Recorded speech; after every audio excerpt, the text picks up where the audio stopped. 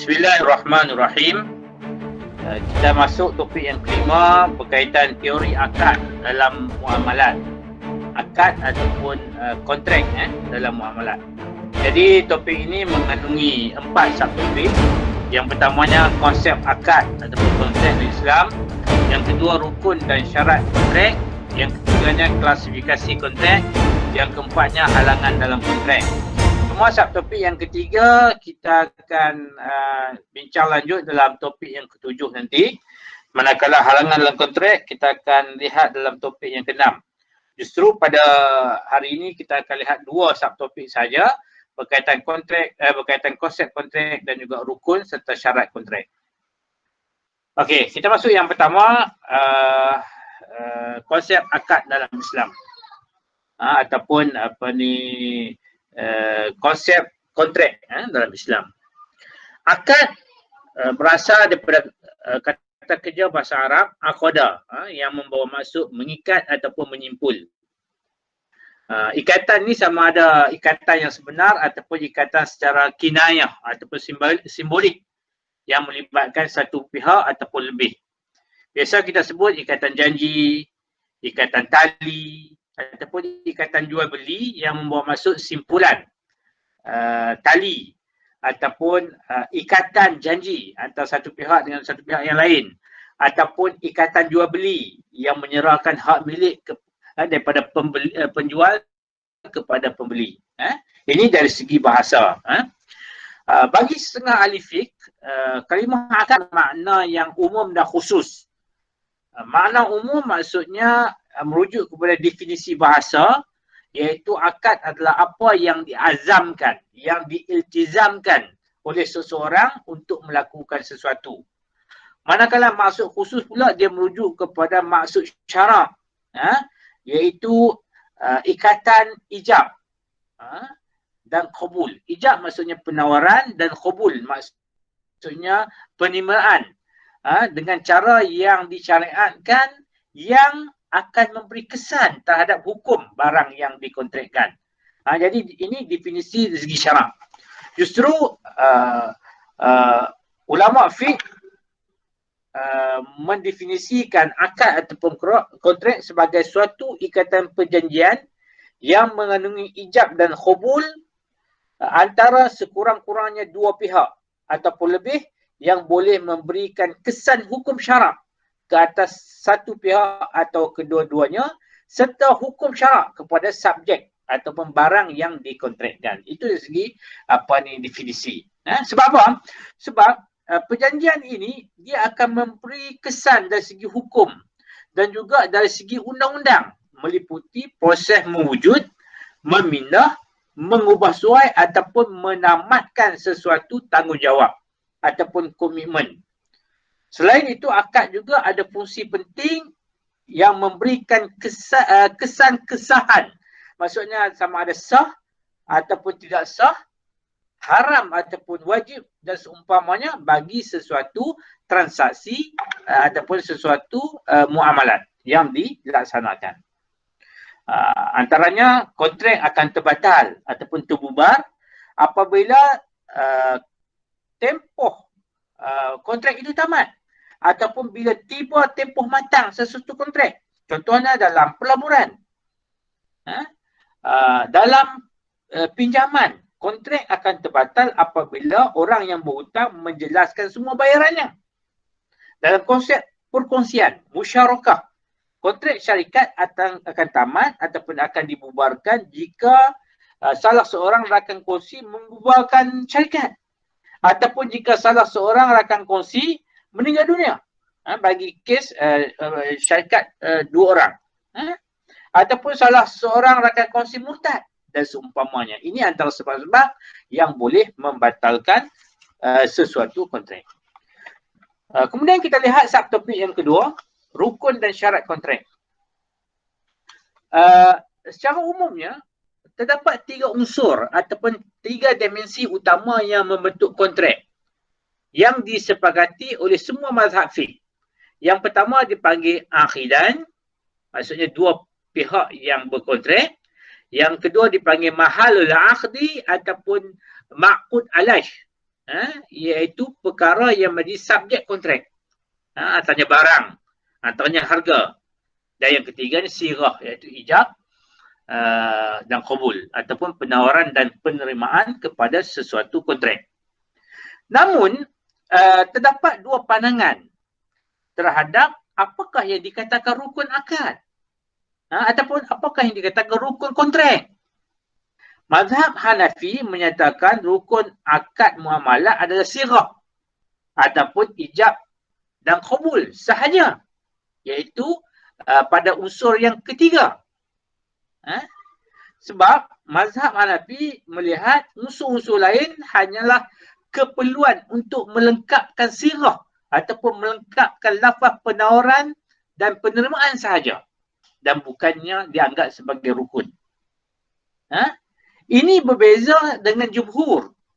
Kerana jumhur ulama menyatakan ketiga-tiga unsur itu adalah rukun kontrak.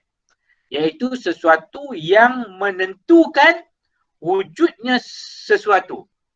Contohnya, rukuk, sujud, i'tidal. Itu semuanya dipanggil rukun solat. Sebab apa? Sebab bila tidak ada rukuk, bila tidak ada sujud, dia tidak dipanggil solat. Begitu juga ketiga-tiga ni benda ni mesti ada.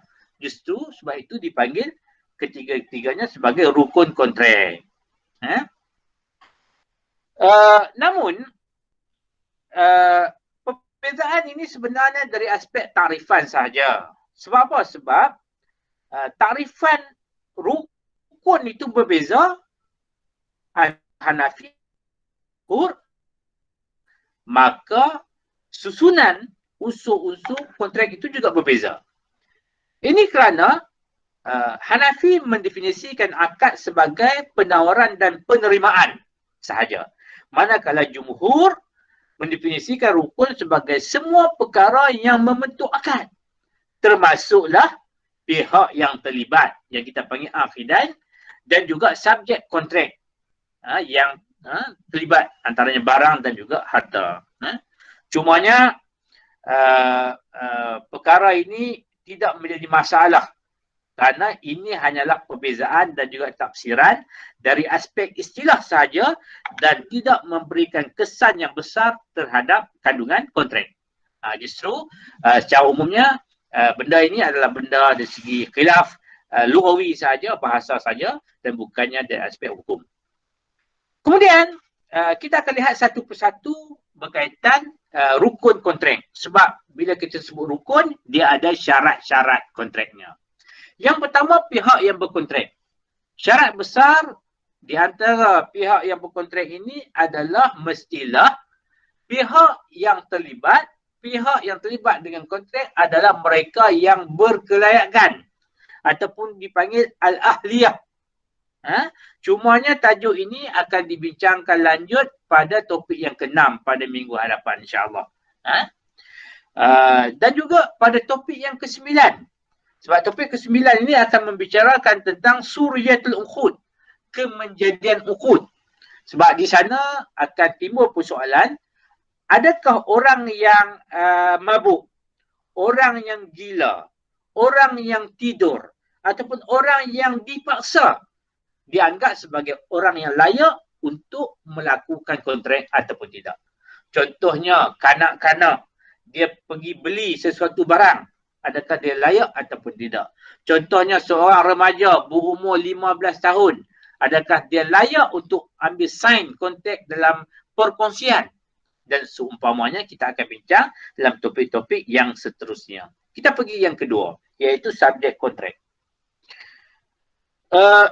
Bila disebut subjek kontrak, dia biasanya merujuk kepada barang dan juga harta. Bagi barang, dia boleh ada dalam pelbagai bentuk.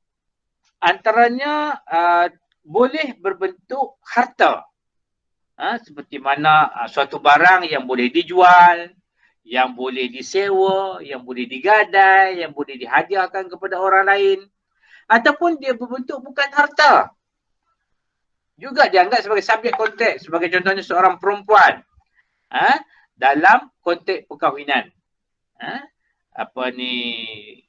Begitu juga subjek kontrak ini boleh dalam bentuk manfaat. Sebagai contohnya sewaan ataupun mengambil upah dari aspek tenaga yang dikeluarkan. Ini semuanya dipanggil subjek kontrak, iaitu apa benda yang memberi kesan kepada hukum. Itu dipanggil subjek kontrak. Cuma bila kita bicarakan tentang harta, dia ada beberapa syarat untuk menjadikan sesuatu kontrak itu sah.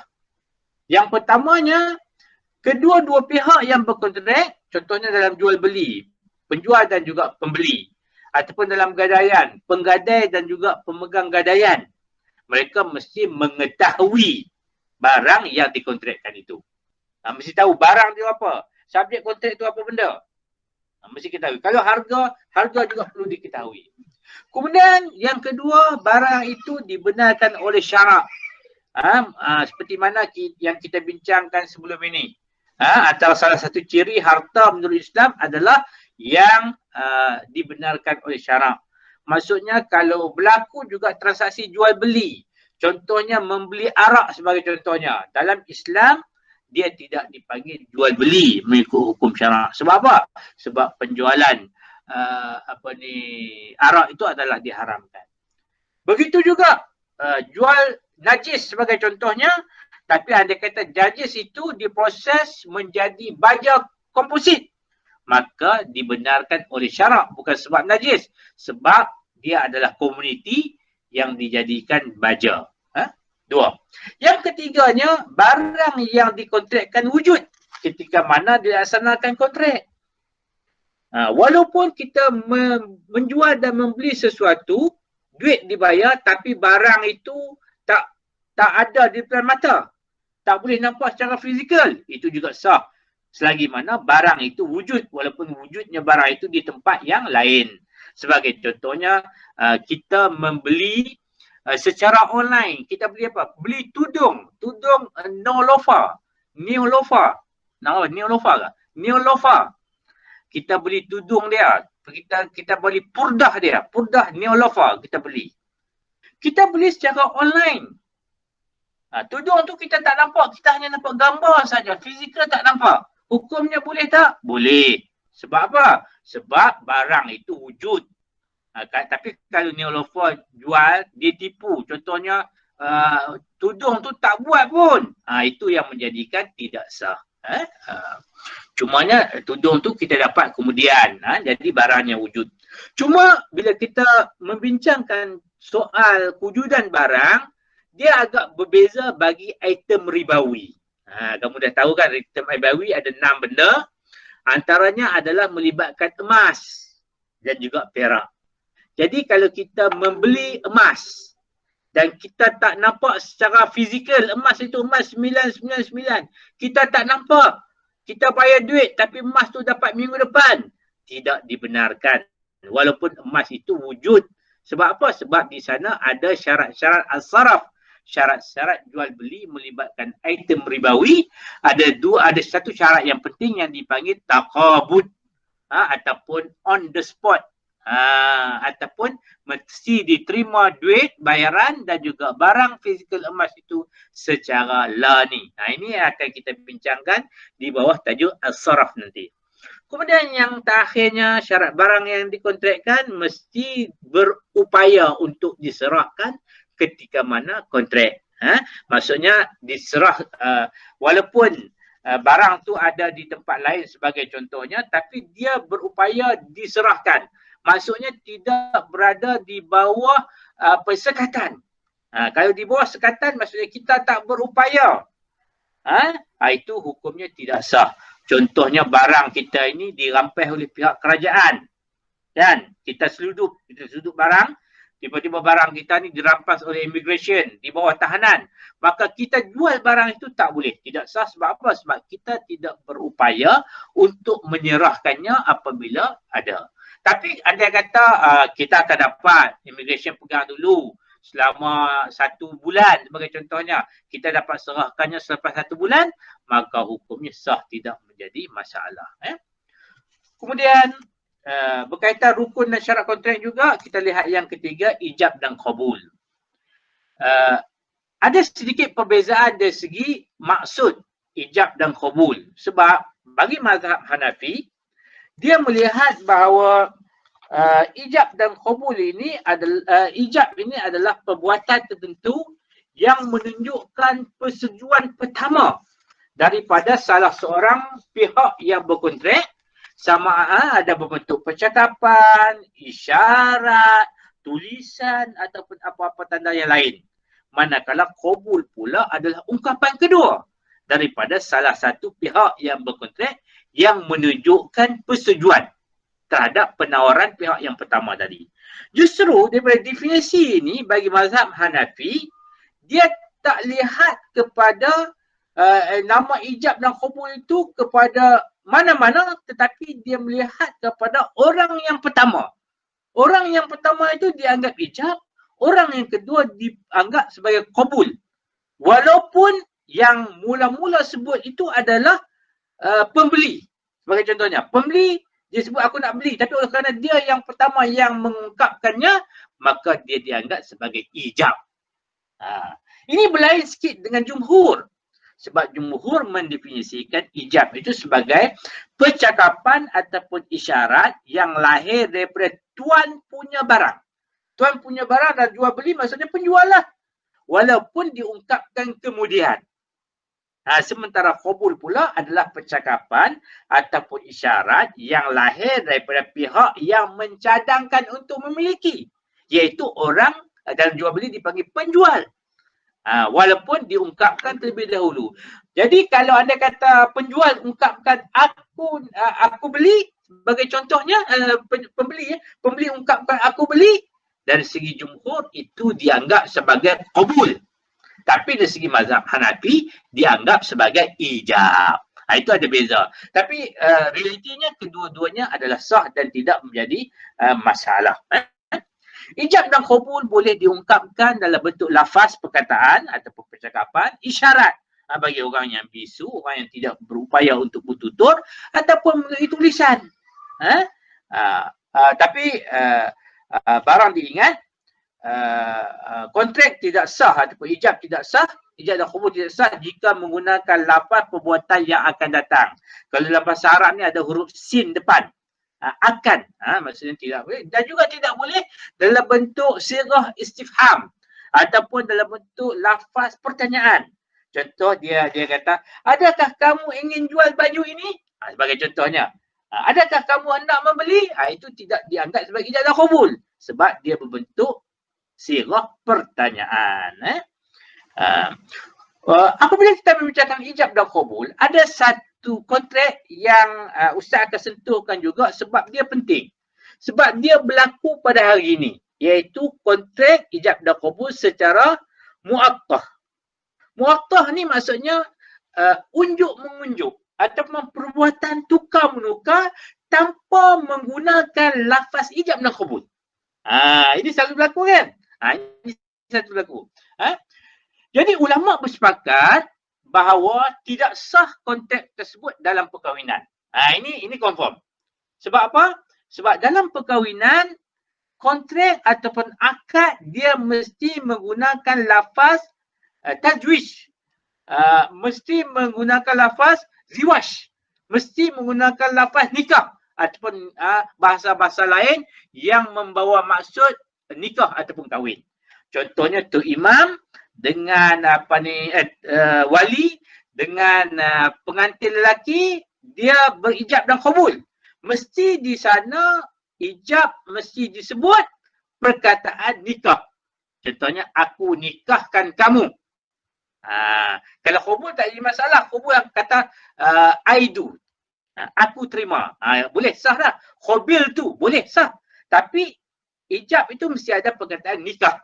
Tak boleh guna perkataan lain menurut mazhab jumhur ulama. Tapi mazhab Hanafi dia ada beza sikit sebab dia mengizinkan istilah-istilah lain.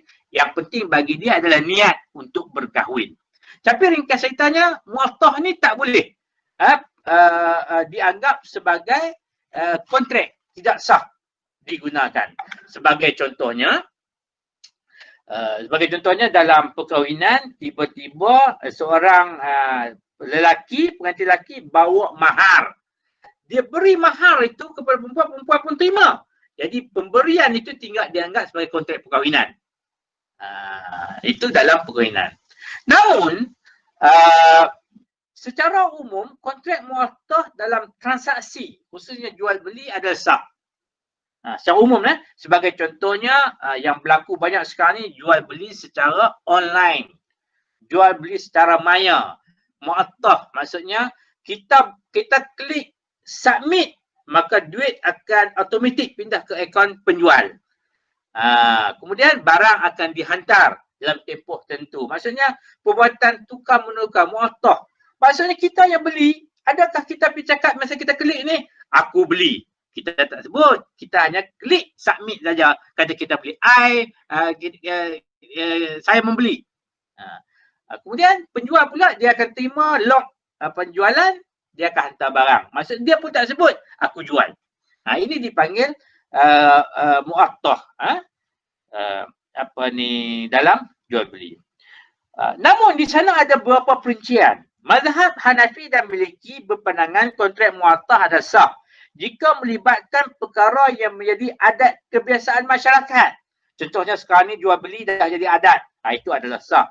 Sama ada melibatkan barangan bernilai tinggi seperti rumah, tanah ataupun bernilai rendah. Contohnya telur. Contohnya buku kecil. Ataupun roti.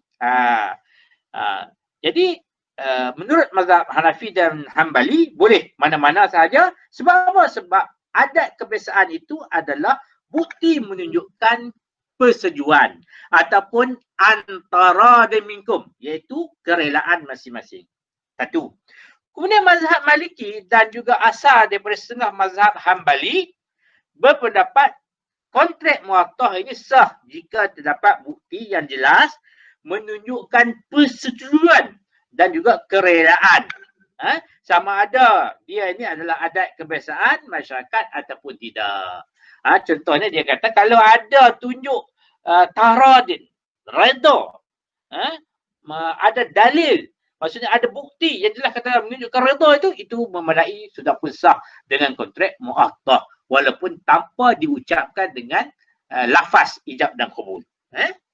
Itu bagi mazhab Maliki dan asal dalam mazhab Hambali. Kemudian mazhab Syafi'i. Mazhab Syafi'i secara umum berpandangan kontrak ini tidak sah kerana perbuatan muattah bukanlah bukti yang jelas tentang kerelaan. Sebaliknya perlu menggunakan lafaz. Jadi mazhab Syafi'i mesti pendapatnya secara umum adalah menggunakan lafaz ijab dan qabul. Namun dalam mazhab Syafi'i di sana terdapat pandangan-pandangan yang banyak yang lain. Yang kita sebutkan tidak sah adalah mazhab Syafi'i secara umum. Antaranya Imam Nawawi, mazhab Syafi'i Imam Baghawi dan Imam Mutawalli. Semuanya mazhab Syafi'i menyatakan sah jual beli secara muattah jika telah menjadi adat kebiasaan dalam masyarakat. Sebab apa? Sebab tidak ada sabit yang menyatakan, tidak ada dalil yang menyatakan syarat perlu dilakukan dengan lafaz sahaja. Jadi Imam Nawawi pun berpandangan bahawa penerimaan kerelaan itu bukan semata-mata dengan lafaz saja, tapi kadang-kadang juga diterima jika sudah menjadi adat dalam masyarakat. Begitu juga Ibn Shuraih dan juga Ruyani yang juga bermazhab Syafi'i menyatakan harus muattah jika melibatkan barangan yang bernilai rendah seperti roti ataupun seikat sayur ataupun sebiji telur ataupun satu papan telur dan seumpamanya yang bernilai rendah. Harus dengan muattah. Tapi yang bernilai besar, bernilai tinggi, contohnya rumah dan juga tanah, tidak boleh dibeli secara muattah. Cumanya dalam praktik kita yang Ustaz tengok dalam masyarakat kita, kita banyak menggunakan pendapat Ibn Shuraih dan juga Ar-Ruyani. Dan juga pendapat Imam Nawawi, Al-Baghawi dan Al-Mutawalli sebenarnya. Sebab apa? Sebab kita membeli online sudah menjadi adat kebiasaan kita. Dan biasanya barangan yang kita beli itu adalah barangan yang bernilai rendah. Contohnya kita beli telepon Siti Khadijah. Sebagai contohnya, walaupun dia berharga RM500, RM600 tapi masih lagi bernilai rendah. Kita, Ustaz ingat kita tidak berlaku penjualan akad kontrak jual beli ni melibatkan rumah ataupun tanah secara online. Tidak. Biasanya kita tak bayar pun online. Kita tengok iklan mungkin mulai online. Iklan jual rumah, iklan jual tanah. Tapi bila kita nak beli, kita akan beli secara ijab dan juga qabul. Jadi tidak menjadi masalah lah apa yang berlaku dalam masyarakat kita hari ini. Kemudian kita lihat sedikit tentang syarat ijab dan qabul. Terdapat 3 syarat utama bagi ijab dan qabul. Yang pertamanya, kandungan lafaz ijab dan qabul mestilah jelas dan diketahui oleh pihak yang berkontrak. Jadi kedua-dua pihak yang berkontrak itu perlu mengetahui kandungan kontrak secara jelas dan juga yakin sama ada menggunakan bahasa masing-masing ataupun mengikut adat masyarakat masing-masing. Adat masyarakat, bahasa masyarakat sebut bila berlakunya jual beli begini, ini sudah pun jelas dan yakin tentang kandungannya. Itu sah, tidak menjadi masalah. Sebaliknya, kalau dia berbeza dengan lafaz akad perkahwinan yang kita sebutkan tadi. Sebab apa? Mazhab Hanafi dan juga mazhab Maliki sebenarnya dia melihat bahawa kontrak perkahwinan mesti menggunakan lafaz yang menunjukkan pemilikan. Contohnya adalah pemilikan harta. Serta-merta seperti tazwij, kahwin, ataupun lafaz tamlik, milik, ataupun lafaz atiyah. Macam-macam lafaz. Atau selainnya. Tapi dia mensyaratkan mesti disertakan dengan niat ataupun qarinah atau tanda yang menunjukkan kahwin. Itu kontrak ataupun lafaz ijab dan qabul dalam perkahwinan. Mazhab Syafi'i dan Hambali pula mensyaratkan penggunaan lafaz tajwid, nikah ataupun apa-apa bahasa yang difahami sebagai kahwin. Tak semestinya guna bahasa Arab. Bahasa Melayu, bahasa Tamil pun boleh. Yang pentingnya difahami oleh saksi, difahami oleh wali dan difahami oleh pengantin lelaki dan juga wanita. Jadi ini maksudnya lafaz tajwid. Jadi ijab dan qabul ni berbeza sikit dari segi lafaz akad perkahwinan. Satu. Yang kedua, ijab dan qabul itu mestilah selaras. Selaras ni maksudnya dia perlu lafaz qabul ini perlu mengikut ketetapan ijab. Maksudnya qabul ni mesti ikut ijab. Penerimaan ini mesti mengikut penawaran pada setiap barang, harga, tempoh ataupun kadar pertukaran. Malahan sifat harga juga perlu selaras, perlu sama. Contohnya jika terdapat pencanggahan yang melibatkan suatu barang. Contohnya jual apple tapi beli limau. Sebagai contohnya pencanggahan ijab dan qabul. Tidak sah. Begitu juga penerimaan harga yang berlainan. Walau sekalipun harga itu lebih rendah ataupun lebih tinggi. Contohnya penjual kata aku jual ayam ini dengan harga RM10. Tiba-tiba pembeli kata tak apa. Aku beli dengan harga RM12. Lebih mahal lagi. Juga tidak sah. Dia mesti sama. Begitu juga sifat harga juga perlu selaras. Perlu sama. Contohnya tidak sah orang yang menawarkan harga, disebut ijab lah secara tunai. Sedangkan penerimaan oleh pembeli dibuat secara harga hutang, harga tertangguh. Tak boleh, mesti selaras. Kemudian yang terakhirnya, lafaz ijab dan qabul mesti berlaku dalam satu majlis. Tapi barang diingat, ada orang keliru dengan maksud satu majlis. Dia ingat bila satu majlis ni maksudnya satu duduk berhadap muka dengan meja. Tidak. Sebenarnya berada dalam satu majlis bukan bermaksud kedua-dua pihak yang berkontrak itu berada pada satu tempat. Bukan bermaksud mesti menghadap muka. Tidak. Satu majlis maksudnya kedua-dua pihak bersatu masa dan juga waktu ketika berurusan untuk membentuk kontrak. Walaupun kedua-dua pihak yang berkontrak itu tidak berada di satu tempat. Malahan berada di tempat yang berlainan. Sebagai contohnya sah jika berada dalam satu majlis dalam telefon, melalui telefon ataupun melalui email ataupun ijab dan qabul berada di atas kenderaan. Sebagai contohnya, boleh tidak menjadi masalah. Sebab apa? Sebab itu semua dianggap sebagai berada dalam satu majlis. Kemudian, bagi tempoh penerimaan dalam majlis kontrak pula. Bila kita berlaku kontrak, tempoh penerimaan tu. Aku jual. Jadi, nak sebut aku beli tu, berapa tempoh dia? Walaupun syarat asalnya mesti berada dalam satu majlis. Tapi tempoh dia berapa lama? Seminit, 2 minit, 1 jam, 5 jam, 10 jam. Ini ada sikit perbezaan pandangan di mana mazhab Asy-Syafi'i berpandangan perlu mengikut adat kebiasaan masyarakat. Namun janganlah terlalu lama pemisahan kerana dia boleh menjejaskan akad. Ini pandangan kebanyakan mazhab Asy-Syafi'i yang melihat bahawa mengikut adat kebiasaan.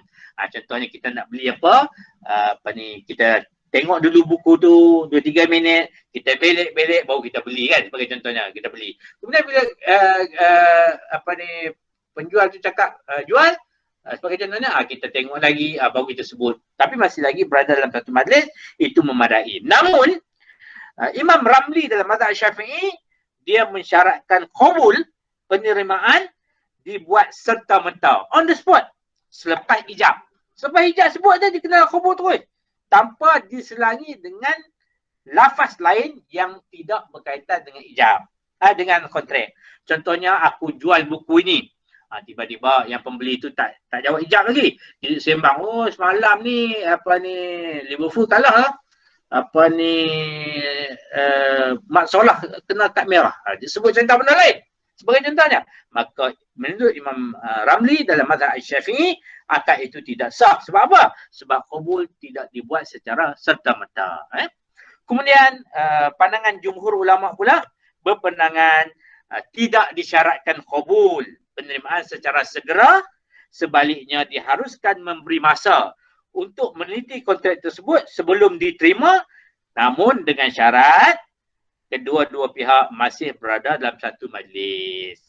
Jadi pandangan jumhur ulama ini sebenarnya sama, seakan sama dengan pandangan majoriti mazhab Syafi'i yang melihat bahawa tempoh penerimaan dalam majlis kontrak perlu mengikut adat kebiasaan masyarakat.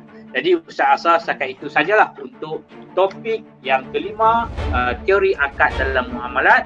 Wallahu alam. Assalamualaikum warahmatullahi taala wabarakatuh.